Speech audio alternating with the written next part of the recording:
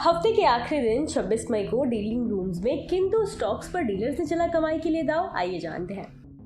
कारोबारी हफ्ते के आखिरी दिन बाजार में तेजी दिखी। मिड कैप में लगातार 5वें दिन जोरदार तेजी जारी रही। ऑटो स्पेस में स्टॉक्स टॉप गियर में दौड़ते नजर आए। TVS Motors, Bajaj auto record high पर पहुंचा। Apollo tyres, Maruti Suzuki, Eicher में भी अच्छी खरीदारी देखने को मिली। वहीं एफएमसीजी में जोरदार तेजी देखने को मिली। लगातार 5वें दिन निफ्टी एफएमसीजी इंडेक्स में तेजी रही। आईटीसी और वरुण बेवरेजेस के शेयर ऑल टाइम हाई पर पहुंचे।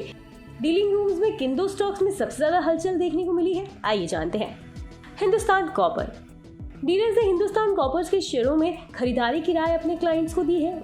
हिंदुस्तान कॉपर के स्टॉक में डीलर्स की BTST यानी आज खरीदने और कल बेचने की रणनीति अपनाने की सलाह है। तो अगर आज आपने इस स्टॉक को खरीद लिया है तो अगले कारोबारी सत्र में इसे बेचकर अपना मुनाफा कमा सकते हैं। डीलर्स ने इसका लक्ष्य 110 से 112 रुपए तय किया है। वहीं HNIs की तरफ से इस शेयर में खरीदारी देखने को मिली है। 26 मई को शेयर में नई खरीदारी हुई है।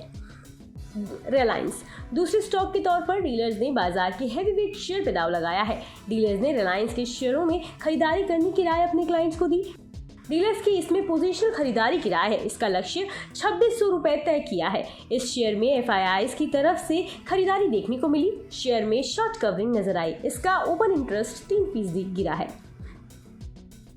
बता दें कि CNBC आवाज पर हर दिन एक खास शो कमाई का अड्डा में एक खास सेगमेंट डीलिंग रूम चेक पेश किया जाता है, जिसमें यतिन मोहता सूत्रों के द्वारा ब्रोकरेज हाउस के डीलिंग रूम से ये जानकारी हासिल करते हैं कि आज किन दो स्टॉक्स में ब्रोकरेज ने अपने क्लाइंट्स को सबसे ज्यादा ट्रेड लेने की सलाह दी।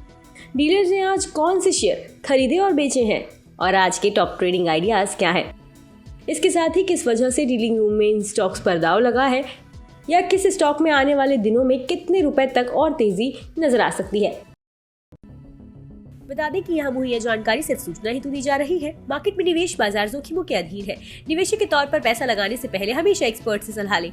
मनी कंट्रोल की तरफ से किसी को भी पैसा लगाने की यहाँ कभी भी सलाह नहीं दी जाती है।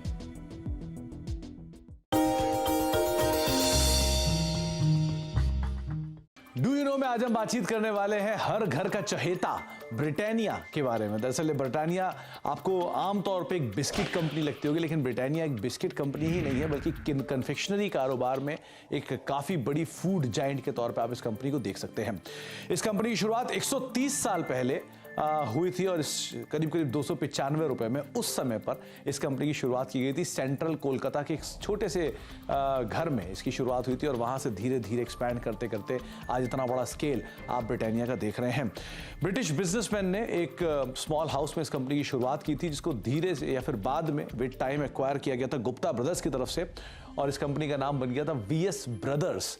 लेकिन विद टाइम इस कंपनी में मल्टीपल चेंजेस हुए ओनरशिप को लेकर, जिसके बाद और फेरबदल हुआ और एक ऐसा भी समय आया 1979 में जबकि नेबिस्को ब्रांड, जो ओरियो के एक संस्थापक के तौर पे जानते हैं, जिनको आप ओरियो बिस्किट को अगर आप जानते हैं तो नेबिस्को की ब्रांड रहे हैं, उन्होंने इस कंपनी को एक्वायर कर लिया था। एक मेजर स्टेक करीब 27-28% के आसपास स्टेक वो इस कंपनी के अंदर ओन करते थे। लेकिन जो एग्जिस्टिंग प्रमोटर है वाडिया ग्रुप ने, उन्होंने करीब 1990 में इस कंपनी को एक्वायर किया।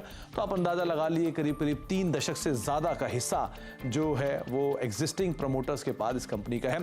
इसके अलावा एक और इंटरेस्टिंग फैक्ट ये भी है कि वर्ल्ड वॉर 2 जब हुआ था तो इस कंपनी को एक ऑफिशियल पार्टनर के तौर पर चुना गया था। जो कंपनी जो सैनिक थे उनको फूड बिस्किट्स प्रोवाइड कराती थी, जो कि उनके आगे के लिए कामकाज करते थे। तो एक बड़ा इंटरेस्टिंग फैक्ट ये भी है कि आर्मी को भी ये कंपनी सप्लाई करती थी वर्ल्ड वॉर 2 के अंदर।